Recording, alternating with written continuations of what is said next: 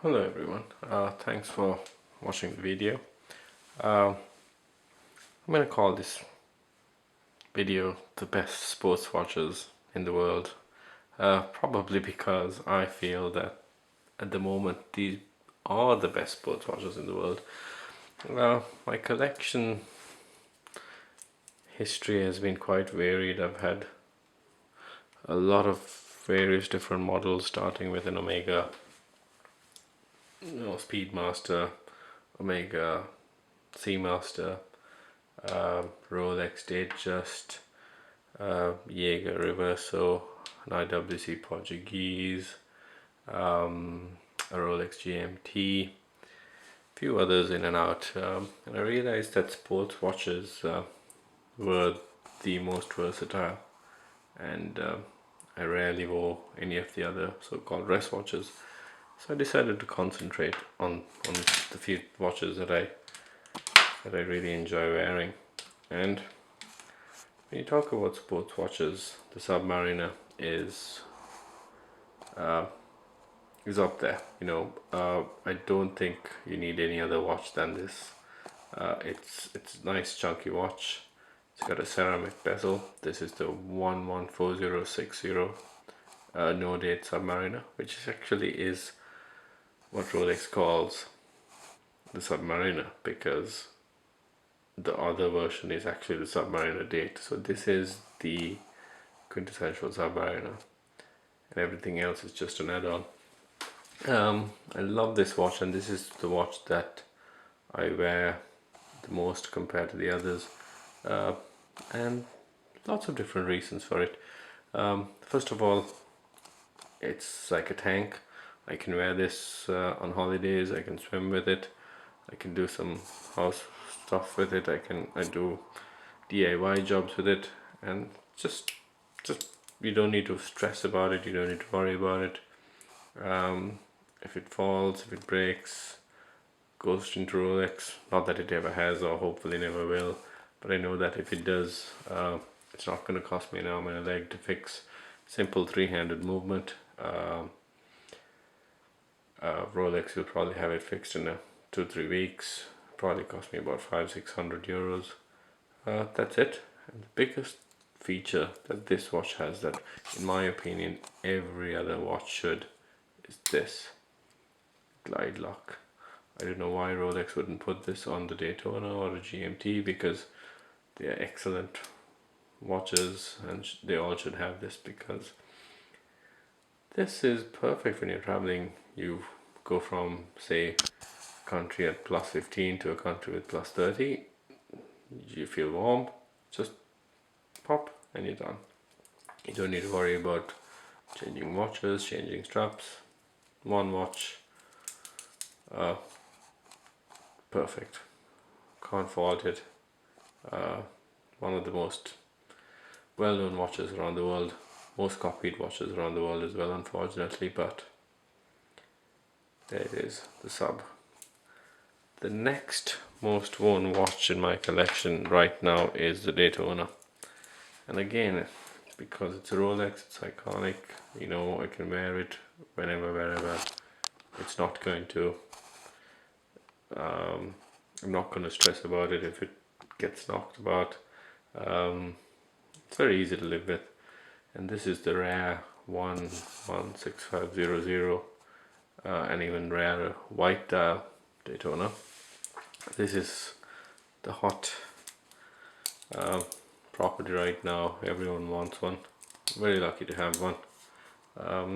Beautiful on the wrist, very simple, very elegant. Love the little touch with the red Daytona writing, and I love the new writing on the tachymeter bezel. Much better than the previous model in my opinion. Just an elegant watch, just stunning. The screw down pushes are a bit annoying when it's on the wrist, but hey, that's what you get when you buy a Daytona. And then screw down again. That's it. And then you have to screw it back. That's it. So that's my second most worn watch at the moment. It's only a week old, still perfect condition, as most of my watches are. There it is. Next up, when you talk about sports watches, you have to talk about the Omega Speedmaster. This, I think, is more a piece of history right now than a watch. You can't talk about Omega without talking about the moon landing, and even if you did somehow not know about it at all, gentle reminder, the back, flight qualified, all space missions by NASA. Flight qualified by NASA for all manned space missions. First watch worn on the moon, and it is flawless. I bought this watch with the steel bracelet, which is great if you want a bracelet watch, but I thought that was a bit dull. Then I put it on a few NATOs and the alligator strap and the deployant, and then I settled on this really nice soft Omega Rally strap. It's not cheap to get, not too easy to find either, but some Omega boutiques will find one for you. And I got the brushed deployant clasp. Very nice, very well made, well worth the money. And the watch itself was quite big, 42mm. My wrists are 6.75 inches, and most watches fit me quite well. And I think this is just right. Quite chunky, quite sporty, and I like that, having this kind of look on my wrist in contrast to the other watches. And the sub dials are just perfectly recessed, just the right amount to give it that nice contrast. Beautiful watch. So I'd wear the sub, most days, the Daytona next, and this would be sort of my weekend smart casual watch. Once you've done the sub, the Daytona, and the Speedmaster, sure, you could buy Breitling's, IWC Pilots, Seamasters. Can't really think of anything else off the top of my head. Once you've done those, so if you go by the price ranges, if you want to watch between sort of 3,000 to 5,000 pre-owned or 5,000 to 6,000 new, you get that. If you're going 6, 7, 8,000, 9,000, you go for this. 10, 11, 12, 13, 14, you go with that.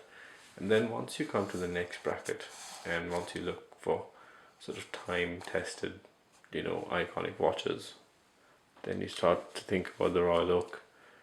And this is the 15300, a limited edition 15300 with the colored hour markers, one of 50 watches. Again, a rare watch that I've been lucky enough to get. I like that this is now one of the only APs that are there at 39mm with the AP logo on the dial like that.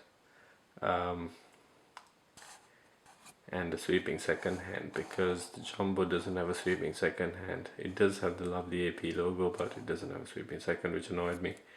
And when you start talking about these watches, then you come to the thinness. It's extremely thin, and the bracelet itself is a piece of art, brushed on the side, polished then brushed again, and each little component has polished edges. So the sum total of that is when you do this, when your wrist moves, the bracelet just shimmers.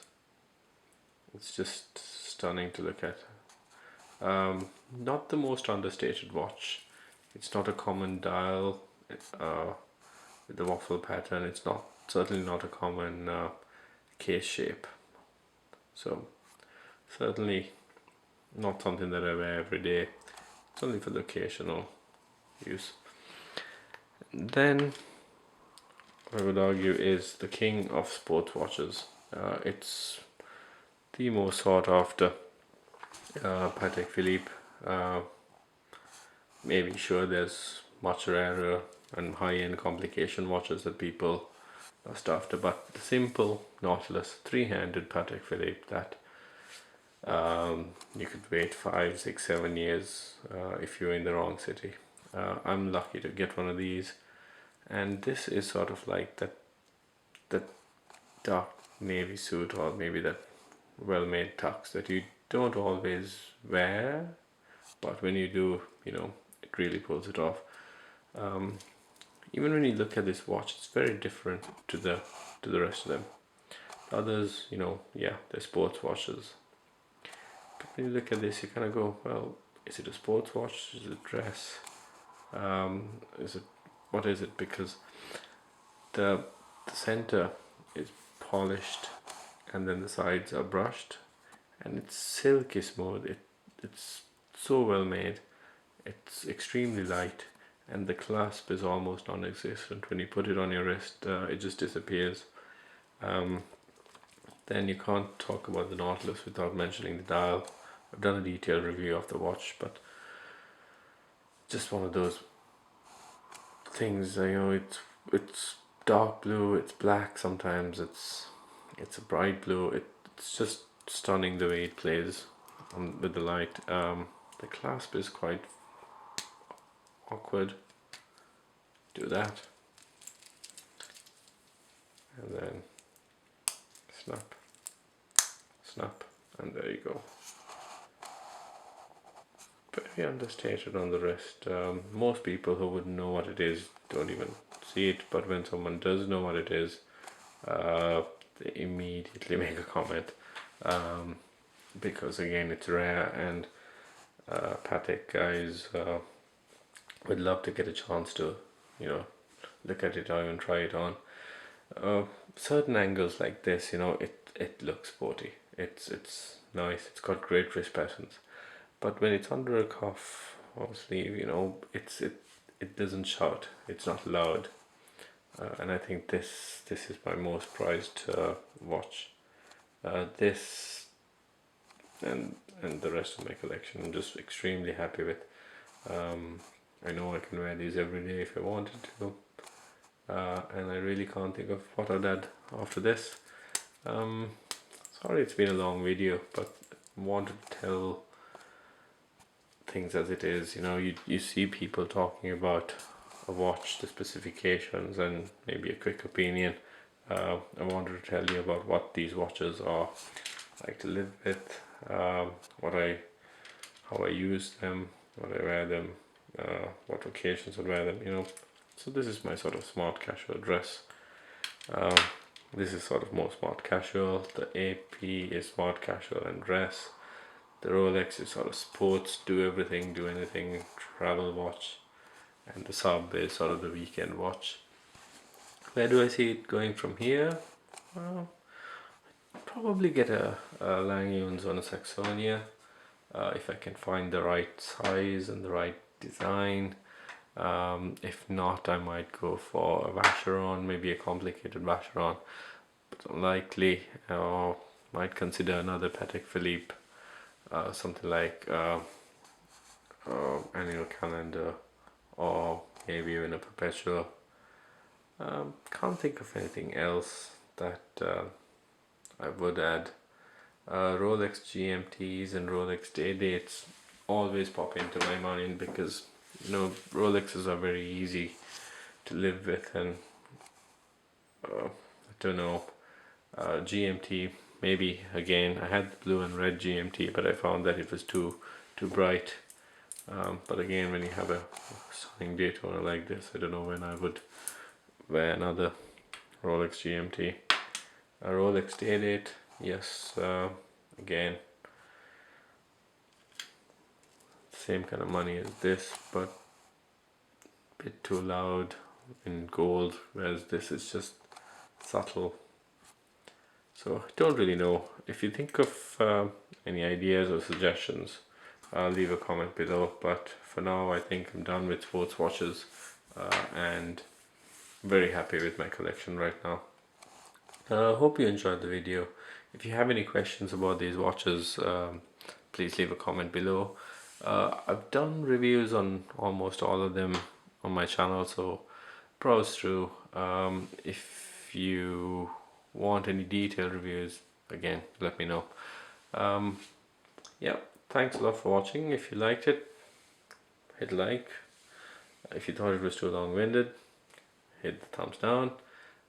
If you'd like to see more content, hit subscribe. I don't do these often, but whenever I get a bit of free time, it's something I enjoy doing so that I can share the bits that I've learned through the years of collecting. Thank you.